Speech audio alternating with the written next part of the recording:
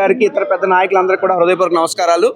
ఈరోజు ఈ కార్యక్రమం సంబంధించి కొన్ని విషయాలు అడగదలుచుకున్న మీడియా ద్వారా సో కాల్డ్ బోలే బాబా డైరీ అని ఏదైతే చెప్తా ఉన్నారో ఆ డైరీ చంద్రబాబు నాయుడు గారు 2014 నుంచి 19 మధ్యలో అధికారంలో ఉన్నప్పుడు తిరుమల తిరుపతి దేవస్థానంలో ఎంటర్ కాబడింది. ఇది వాస్తవం. అంటే బోలే బాబా డైరీ కల్తీకి మూల కారకుడు చంద్రబాబు నాయుడు గారు అని చెప్పడానికి ఇంతకన్నా వేరే ఉదాహరణ ఏం కావాలి? రెండవది, శాంపిల్ ఆ నెయ్యి లోడు వచ్చింది బాబుగారి పాలనలో, ఆ టెస్ట్ చేయబడింది బాబుగారి పాలనలో, దాని రిజల్ట్ వచ్చింది బాబుగారి పాలనలో. అంటే కల్తీ జరిగింది బాబుగారి పాలనలోనే కదా. ఇంత చిన్న లాజిక్ ఎలా మిస్ అయ్యారని అడుగుతున్నా.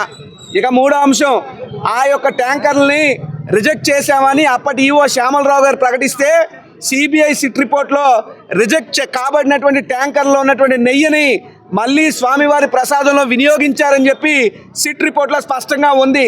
అంటే చంద్రబాబు నాయుడు గారి ప్రభుత్వ హయాంలో వాళ్ళ నేతృత్వంలోనే కల్తీ కాబడినటువంటి నెయ్యిని లడ్డూల్లో వినియోగించారని అధికారికంగా ధృవీకరించిన తర్వాత కూడా మీరు బూటకు మాటలు ఎలా మాట్లాడుతున్నారని అడుగుతున్నా.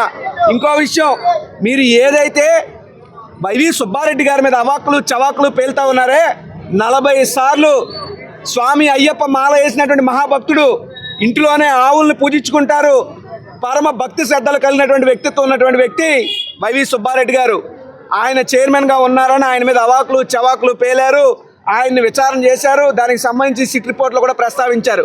మరి నేను అడుగుతున్నా, 14 నుంచి 19 మధ్యలో ఉన్నటువంటి అప్పటి తిరుమల తిరుపతి దేవస్థానం చైర్మన్ పుట్టా సుధాకర్ యాదవ్ పేరు ఎందుకు ప్రస్తావించలేదు? ఆయన ఎందుకు పిలిపించలేదు? ఆయన ఎందుకు విచారించలేదు?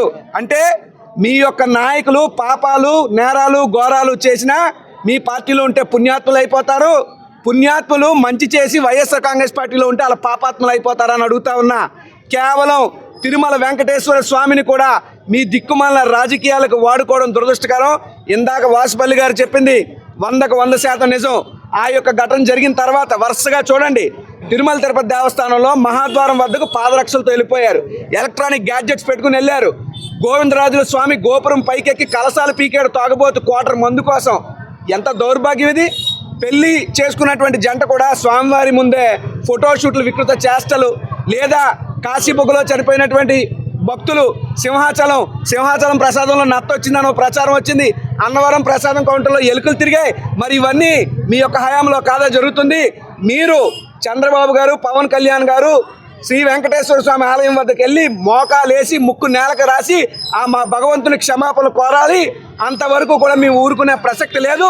భక్తులుగా ప్రజలుగా మేము చేయగలిగింది మీరు చేసినటువంటి తప్పులను పాపాలను క్షమించాలని భగవంతుడు మేము కొబ్బరికాయలు కొట్టి ఈరోజు వాసుపల్లి గారి నాయకత్వంలో దక్షిణ నియోజకవర్గంలో ప్రతి గడపకి వెళ్తున్నాం.